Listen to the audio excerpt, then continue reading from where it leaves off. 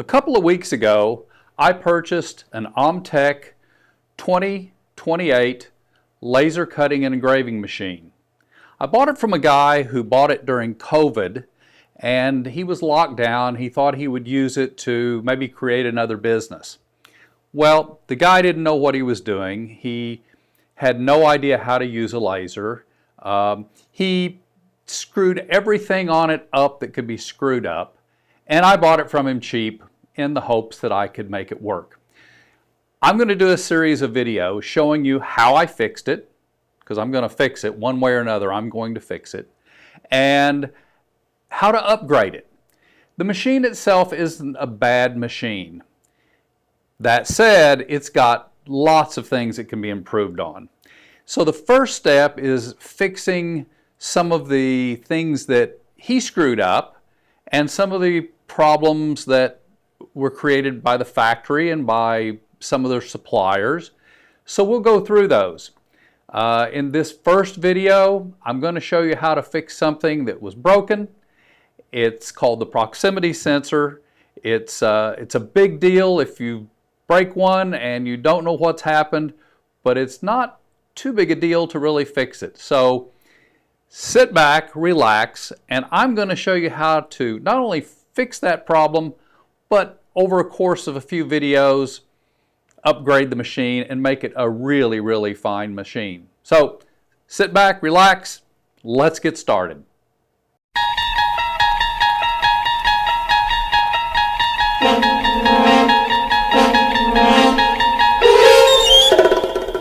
You're traveling through another dimension.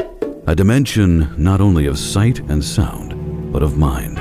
A journey into a wondrous land whose boundaries are that of imagination and innovation. That's the signpost up ahead. Your next stop, the Edge of Innovation Workshop. So you broke your proximity sensor switch. The first thing that you have to do is remove the screws, and they can be a little difficult. There's two screws down here that hold them, so you take those out. There will be a wire or cable tie that goes around here. You'll clip that. It goes down and actually ends up in this wiring cable track here, and you'll need to get it out of there, which we'll take a look at next. As you can see, there is another zip tie here that'll need to be clipped, and you can also see that it disappears into the cable track here. Now you could loosen these bolts and take the entire thing out, but you can also undo part of the track and pull it out from there, which is what I'm going to attempt to do. Once it leaves the cable track, it comes down and underneath through this little bundle. It comes across, down through these raceways, and you can see it goes down here, and you can follow it from there. You should have the cable going over to the controller, which is where it senses the proximity switch. So yours may look a little different, but they're all essentially the same. So the best thing to do is just clip this, because it's no longer any good for whatever reason. Just clip it, and that way you can pull it back through the cable carrier, or you can remove part of the cable track and pull half of it through and then the other half through, which you may need to do anyway to feed the new one through there. In my case, I removed the cable carrier bolt that holds this in here. That will allow you to lay it out flat and pull it through and then rethread the other one through, which can be a bit difficult. I'm going to use this, the end that I cut off, to feed the other end through. So as I pull that out, I will use that hopefully to pull the new one back through the same carrier and not have to undo the entire thing.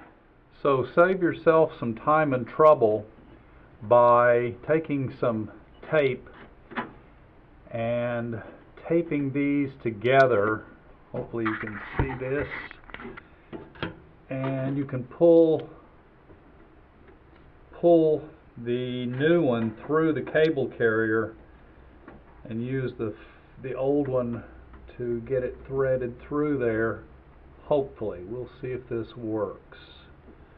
So I'm just using duct tape and wrapping it around here, and with luck, if we get this wrapped around here, we can hopefully pull this through and re-thread it. Let's see if it's going to work. Wish me luck.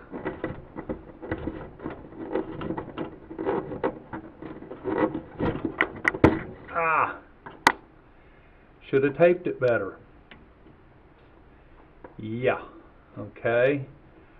Well, now we'll go to our backup plan. Don't know what that is, but we'll give it a try.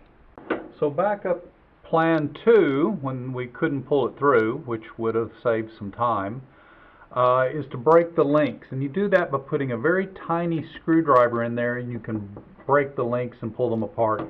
This little knob just goes inside the hole, and they're somewhat flexible, so you can break the link anywhere, and that will help you get the cable through there. So either way works. This is the other method if you don't get it through by pulling it through using the old cable.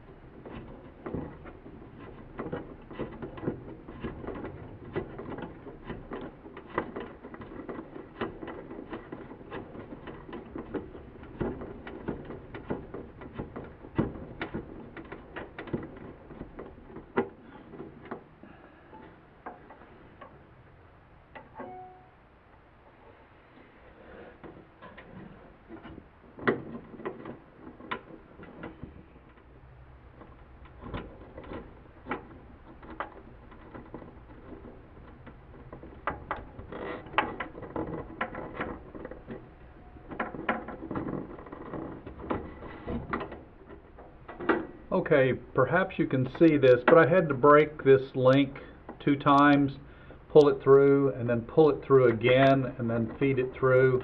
Would have been much easier if I had just done a better job of taping that, so I could have pulled it through in one shot. But either way, it's not a big deal. It certainly, it only takes a few minutes more if you don't get it the first time, and you can feed it through like that. And then the links are actually very easy to get apart and put back together. They just snap in place like that. I don't know if you can see that. See if we can get some other camera view here, but they just snap back together easily. It's not a difficult job at all. You shouldn't have any problem with it. And you can see that actually it's very quick to do, and once you get sort of the first link broken, and there it is back together, and then we'll put this back up under here and bolt that back to where it came from, and that's a good part of the work done. That's kind of the hard part. After this, we just have to feed it down through and kind of make it neat and orderly and plug it back into the controller, where I don't know if we have to do any soldering or not. We may have to do a little bit of soldering. We'll see. So, but that's, I think this is probably the hard part.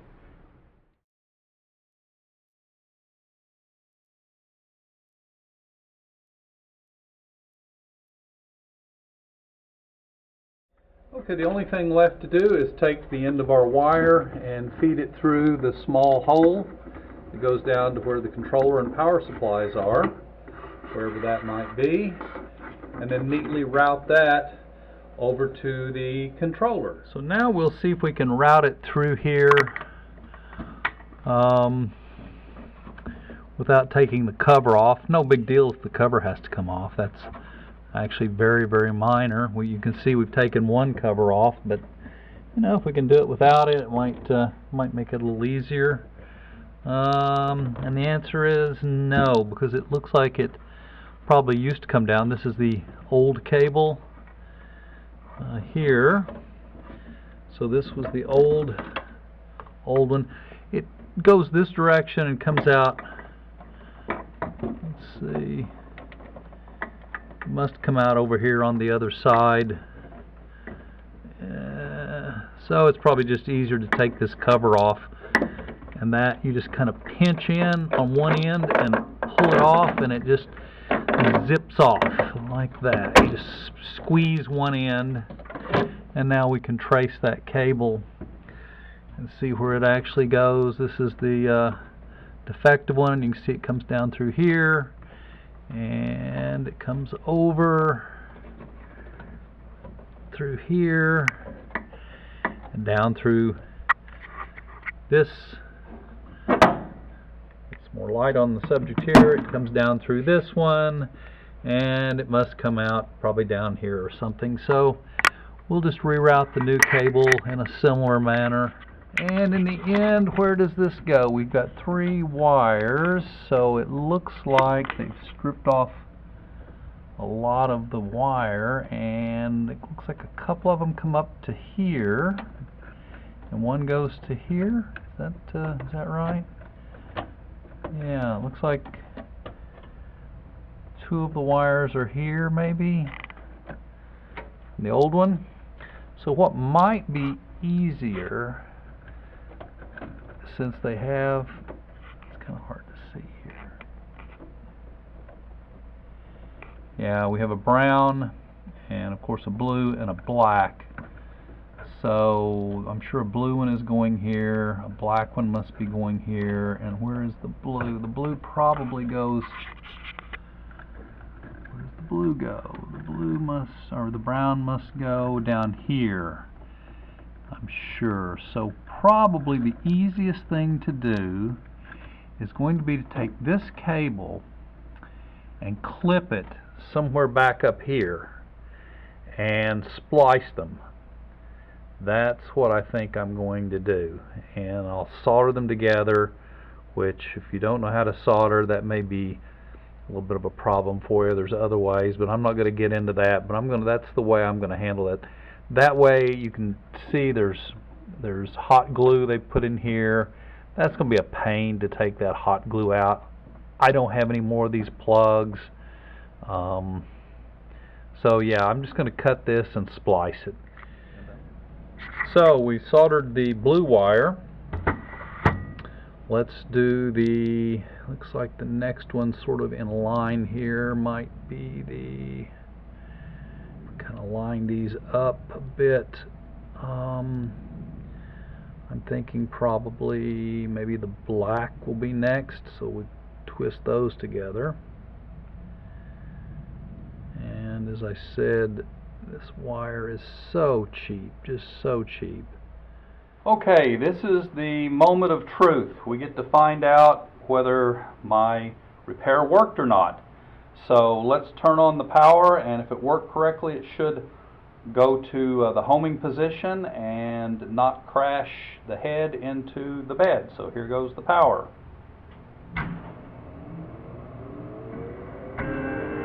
I'm going to keep my hand on the emergency stop just in case, and it's good so far, and it works. Eureka! And it returns to the position, its last known position, so yeah, that's perfect. Great. One thing that should be mentioned, however, is that, I'll take this camera and move it, is that when you're installing the new switch,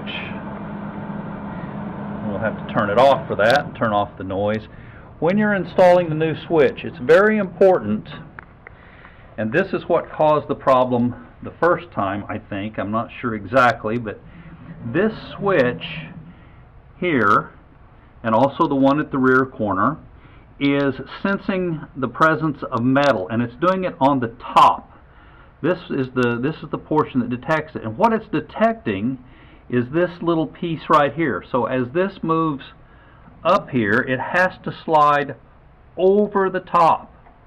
It has to go up here and over to determine where it's at. And I think what happened is this switch became loose, and then underneath you see these cables and wires. I think they pushed up on that switch so that when this tried to come over and home, it broke it. It's enough power there that it would actually break it. So you have to make certain that the screws are nice and tight and that it's lower than this metal piece. And I think it will sense something like 1/8 of an inch distance possibly. The way I set the positionings, I just took one of the cable ties that I cut off and I put it underneath and made it so that it was a loose fit, roughly the same distance as a cable tie. Tighten up the screws, and as you can see, it works flawlessly. So that's how you fix a proximity sensor on certainly the OMtech and pretty much any of the Chinese made lasers. It's not that hard, it's not something you should be afraid of, and it works quite well when you're finished, which is what you're after. So that's it for today. Hopefully you enjoyed the video and hopefully you learned something. Hopefully you learned how to fix a proximity sensor when it goes bad, and it will go bad. Order one on Amazon, keep an extra because you're going to need it someday. If you like the video, hit the like and subscribe button. I could use more subscribers. I'm kind of new to this. And also, if you want to learn how to upgrade your machine, make it a truly, truly fine machine, one that's equivalent to those that are costing $10,000 and $20,000. You can take the Chinese machine, the OMtech, many of the other smaller machines, use my techniques, upgrade them, and you're going to end up with something to be really proud of that will do lots of good hard work for you that will match that of those that cost a great deal more. So once again, thank you for taking your time to watch this. I hope it's been helpful. Enjoy your day. Thanks.